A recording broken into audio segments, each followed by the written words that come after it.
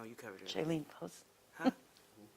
Yeah, you could pick up a paper and make it. Oh, make it look real? Well, you can actually sign this paper right here. Here, how Oh, about yeah, this? yeah, yeah. Oh, my God, everybody else did, right? There I you forgot go. about that. What's today, 2/11, right? Yeah. Is it the same as everybody else wrote? Mm-hmm. Same thing. Hasn't changed. You need everything, right? Everything.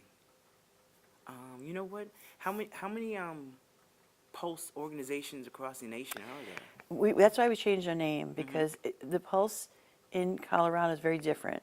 They're very small. They were saying, oh, there's a Pulse in Delmarva, there's a Pulse in Virginia, Pulse in Florida. And they weren't. They were just a person who called themselves Pulse. And that was getting scary. Oh. We actually wanted to drop the Pulse, and then everybody was like, I can't, nobody could stop saying it. So it's Pulse Center for Patient Safety. That's Okay. what we're using now. Okay. But, I don't know if that's important to even, No, I was just wondering. access, mention Yeah, I was just that's wondering. you. Oh, wait, That's- where am I supposed to sign? Interviewer. Yeah. Aren't they interviewee?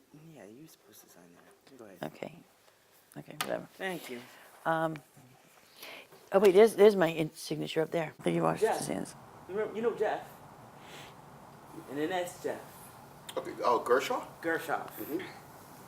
Gershoff doesn't wash his hands, and I stopped him. Don't come up to me ever again. He said it just like that. He's on a downward slope anyway.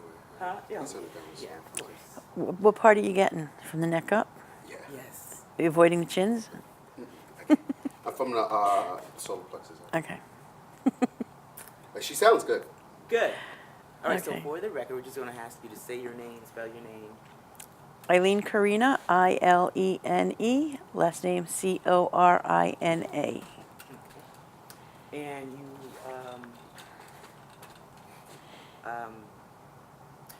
can you tell me about Pulse? How did it start? Did you start this up? Pulse was actually started originally in Colorado. There was a small group in Colorado. We started Pulse in the late 90s, when my youngest son needed surgery, and I started looking for a doctor for my son and found that there was really no information on the doctors that I was going to choose for him to have surgery. And I felt very helpless that I wanted to choose a doctor for him. And I found out about legislation pending in New York State called Physician Profiles that would give New York State a patient safety center and access to information on our doctor's background. So I started, I called the reporter who did the story, and he suggested the people I speak to, and I started lobbying for legislation that would give us this information. And when I started talking to the community about trying to get signatures and petitions going, I started hearing stories about people who were harmed by the healthcare system. And because we had no place to talk about this and to meet about it, I went to my local congregation and asked if we could start support groups for survivors of medical injury. And that really started the Pulse in New York, the chapter in New York, and patient safety. And going back, the reason it was very important for me to have information on the doctor's background was because my first son died from a tonsillectomy a few years earlier. And I never felt, after his death, I never felt I did anything wrong. I felt that that I liked his doctor, his surgeon. I chose him because I liked him, but never had any idea of his qualifications, and started to feel very helpless and very vulnerable when using the healthcare system. And my next pregnancies, I was forced back into the healthcare system, and again feeling very vulnerable and scared, and lack of power of what I could do to make sure it didn't happen to me, and understanding that now that studies were starting to come out that medical errors were a big problem in the country, and were being talked about in the healthcare systems, and healthcare professionals knew the problems, but they weren't telling the public. So can you go in a little in depth about your story? About your son. About my son. Michael was almost 3 years old and had chronic ear infections and needed his tonsils out. And I went to 3 different doctors, got 3 different opinions, and chose the doctor I liked the best. And we planned on him having the surgery right before his 3rd birthday. And when he had the surgery, he was sent home that night. And the doctor said, if there's bleeding, call me. So the next couple days were okay. And then I saw some blood on his pillow. And I called the doctor, brought him back to the doctor. The doctor cauterized, saw where the bleeding was coming from. And we went home. And then 2 days later, Michael started hemorrhaging. And there was a lot of bleeding. And we went back to the emergency room, this time a different emergency room. And the doctors and nurses all said, don't worry, we don't see where it's coming from. He looks fine.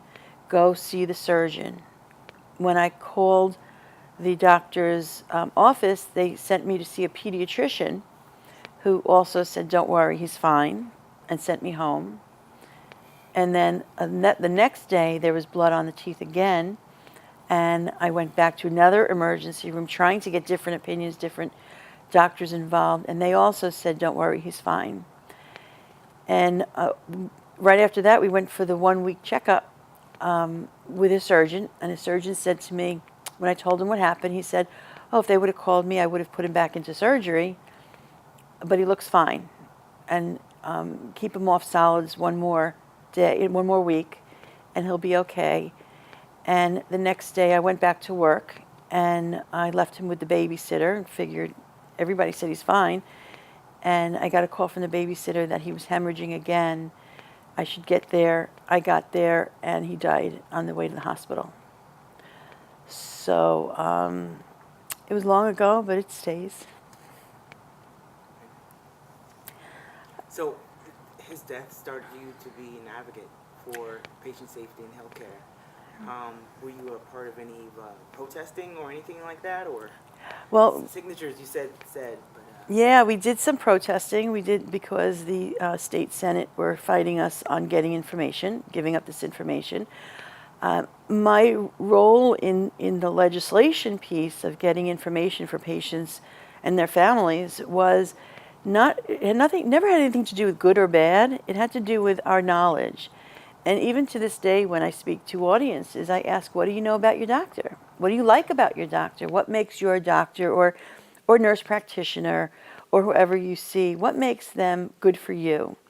And a lot of people say it's because I've been going there so long. And if they're not satisfied with their care, not to be afraid to change and to make changes or to get a second opinion or think about what is that relationship? Why is that relationship important? And that was what the protesting was about, is give us our rights to information about doctors' backgrounds so we could make educated choices, be part of the system, be part of the team, and choose somebody that's right for us. So tell me about the first time you had a meeting for patient safety. Oh, the first time we had a meeting was in a church. It was a small group. I was able to tell people that we're going to get together. It was probably not as organized as I would have liked. The support group I'm talking about. It was a lot of people coming with a lot of different issues and concerns. I wasn't experienced at facilitating meetings, and I knew that there was going to be people coming on different levels of anger and sadness and frustration, and that's who came. But every month for quite a few years, we had people come from Connecticut, New Jersey, and New York, and on Sunday afternoon, once a month, come and meet and talk about what their frustrations were with the healthcare system. And over the years, of course, it developed into learning from those stories, and how could we learn from those stories and turn what was anger into productivity and make it where their stories meant something and could improve the system. And many of those people worked in healthcare. Pulse was started with a physician and a nurse who both had bad experiences in the healthcare system. And I became the face of Pulse because I was the one willing to talk about it and knew that if we were going to make changes, we had to not be afraid to talk about our experiences. And even to this day, it's not about my son's surgeon being good or bad. It's about mistakes that happen that if I knew then what I know now, I probably could have intervened. If I was there to be called, I could have explained about what the changes or what I could have done to be listened to better.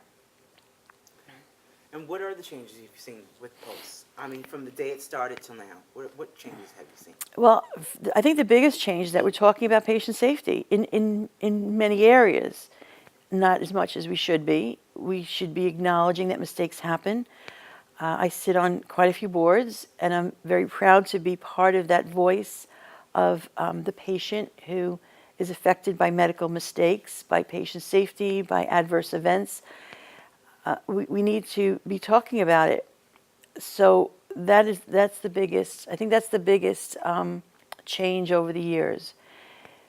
Not nearly enough. The people who work in healthcare, many people who work in healthcare have had bad outcomes. They are not in a position necessarily to share their story so others could learn.